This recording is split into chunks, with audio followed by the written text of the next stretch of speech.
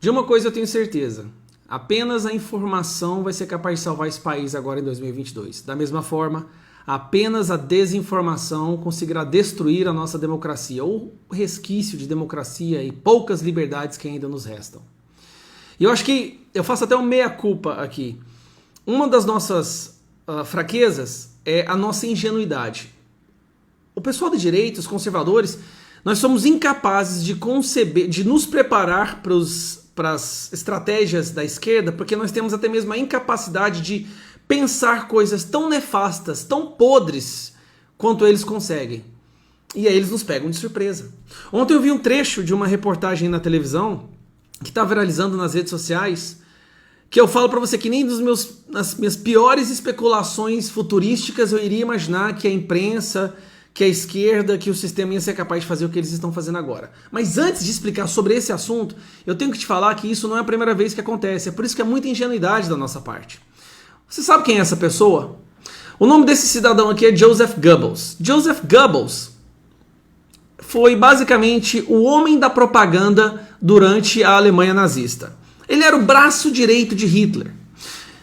Você já se imaginou, já parou para pensar como que Hitler conseguiu convencer milhões de pessoas a aceitarem o extermínio de seus vizinhos, de pessoas com as quais eles conviviam diariamente, trabalhavam com elas, tinham negócios, faziam transações, iam para as festas? Como que ele conseguiu convencer milhões de alemães a destruir a vida dessas pessoas, a entregar essas pessoas a campos de concentração? Ele conseguiu fazer isso graças a Joseph Goebbels. Joseph Goebbels estava sempre com Hitler. E aí eu vou te falar. Eles queriam exterminar os judeus, certo?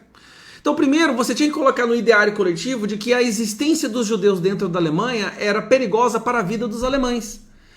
E ele fez isso através de propaganda. Na época não tinha televisão. Era música, rádio, cinema e muitos pôsteres espalhados pelas cidades da Alemanha. Pôsteres como esse aqui que você está vendo, ó. Aqui está escrito: a culpa da guerra é dele. E aí, apontando o dedo. Esse aqui é como eles descreviam os judeus da época. Narigudo, a bandeira amarela, como você pode ver aqui. A bandeira não. A estrela de Davi amarela aqui no peito. Esse é um judeu. É assim que eles descreviam os judeus. Assim que eles mostravam os judeus. Preste atenção. A culpa da guerra é sua. Culpando os judeus pelas tragédias que estavam acontecendo na Alemanha. Né? Aqui, mais um exemplo de pôster que era espalhado por toda a Alemanha. No covil podre, aqui um rato com a cara de um judeu. Eles convenceram a população da Alemanha que os judeus eram responsáveis pelas pestes, pelas pragas e pelas doenças. Você está entendendo onde eu quero chegar? Dessa forma, desumanizando a figura do judeu, fazendo com que os alemães os entregassem, ligassem para o Führer, né, para o Reich, e falasse: olha, tem um grupo de judeus que mora aqui do meu lado, tem um cara que está escondendo os judeus, começasse a denunciar para que os judeus fossem pegos pelo Estado. Ele convenceu os alemães a fazerem isso, com seus próprios vizinhos, com os quais eles conviveram durante épocas. E por que eu estou te falando tudo isso? Porque esse sistema do Joseph Goebbels está sendo reutilizado. Dessa vez, de uma maneira mais camuflada. Mas a narrativa é a mesma. A narrativa é: vamos salvar vidas, temos que denunciar essas pessoas que estão colocando as nossas vidas em risco. E aí esse é o trecho que me deixou embasbacado que eu assisti ontem. Assista. As implicações para aqueles que prossigam com essa decisão, não de não vacinar os filhos. O que pode acontecer com esse pai e essa mãe? Esqueci de ligar o som, mas agora vai. As implicações para aqueles que prossigam com essa decisão, não de não vacinar os filhos. O que pode acontecer com esse pai e essa mãe? De início, eles podem ser multados, eles podem sofrer multa de 3 a 20 salários mínimos. Essa multa pode ser dobrada e, no limite, claro, em casos bem extremos, eles podem até, eventualmente, perder a guarda dos filhos. Se eu tenho conhecimento de uma... Os pais podem perder as guardas dos seus filhos por não submetê-los a essa vacina de emergência. Preste atenção. Criança que não é da minha família, que não é o meu filho, a minha filha, que não tomou a vacina por conta da decisão dos pais. Eu posso denunciar essa família? Sem dúvida, deve denunciar, né? Deve levar esse fato ao conhecimento do Conselho Tutelar da região ou ao Ministério Público. Você deve denunciar os pais que não vacinam seus filhos. Você deve denunciar.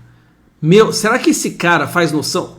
Se fosse a Alemanha dos anos 30, ele possivelmente seria um candidato a assumir a posição do Joseph Goebbels. Mas aí agora vamos desfazer essa mentira. Gente, o mundo tá indo pro rumo que eu tô impressionado. Eu tô ficando desesperado aqui. Desesperado mesmo. Bom, agora vamos desfazer essa mentira. Não adianta, sabe por quê? Eu vou te explicar. O ministro tá aqui, ó. Primeiro eu te chamo para você ler essa parte de baixo aqui, ó. O detalhe está na desinformação do juiz. O ECA só traz obrigatoriedade... Deixa eu baixar aqui um pouquinho. O ECA só traz obrigatoriedade para vacinas que estão no PNI. Não é o caso das vacinas pediátricas que estão somente no PNO, Plano Nacional de Operacionalização da Vacinação para o Covid, ou seja, que é um emergencial. Então, isso que esse monstrengo disse não é verdade. Mas o que eu quero chamar a atenção é o fato de que ele chama a população para denunciar seus próprios vizinhos. Como se isso colocasse a vida deles em risco. Vamos lá. Você está certo, aqui o ministro Queiroga. Você está certo, as vacinas infantis são contra a Covid-19 não são obrigatórias. As vacinas contra a Covid-19 são emergenciais e foram autorizadas no âmbito da emergência sanitária e são incluídas apenas no PNO. PNO, que é o Plano Nacional de Operacionalização da Vacinação da Covid. Bom, por que eu gravei esse vídeo para você e eu precisava muito é necessário que esse vídeo se espalhe pelo Brasil? Estão tentando colocar uns contra os outros, justamente porque eles querem destruir, acabar com aqueles que se atrevem a prezar pela sua liberdade, principalmente pela da sua família e dos seus filhos.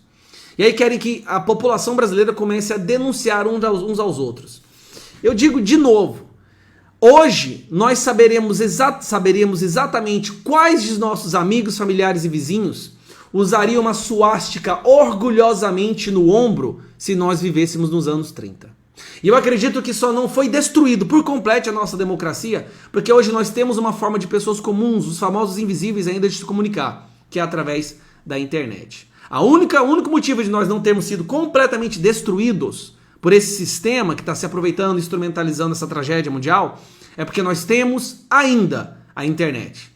Mas lembre-se que já existem pessoas poderosas trabalhando para censurar a internet. E nunca na história da humanidade a censura foi boa para a democracia. Nunca, desde que se inventou a democracia, nunca que a censura foi benéfica para a democracia. Na verdade é pelo contrário.